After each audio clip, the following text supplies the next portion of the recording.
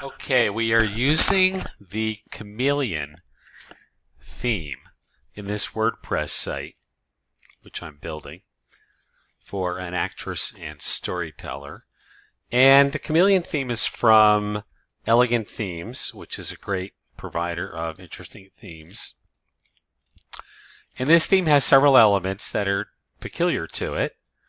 And one of them is called Multimedia Bar, which shouldn't really be labeled like that, but I think you can change that title.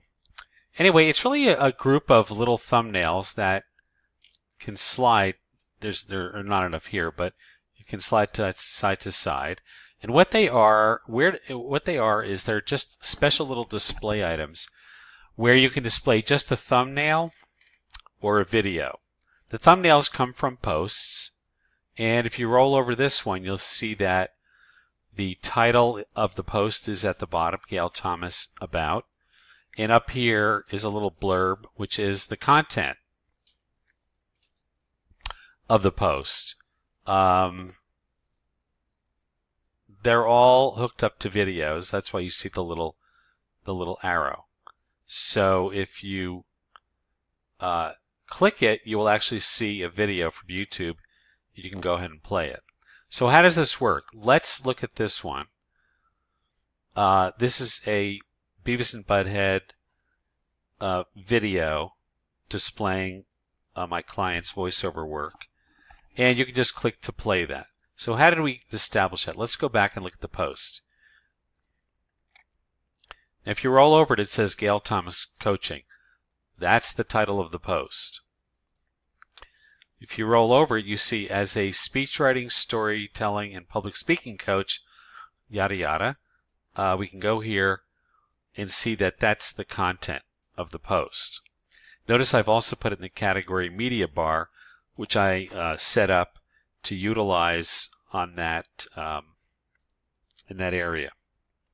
So the other item is that there's a thumbnail picture here, and that's just the featured image on a typical post. Okay, now, the final element is, because it displays this video, how did I do that? Well, they have to use custom fields. Custom fields is right here. It comes on as a feature of WordPress. You may or may not have it turned on, so you can use screen options to make sure it's turned on. And you'll scroll down and find it. And normally there's nothing there where you could say, add a new custom field, and this one happens to be called ET Video Link.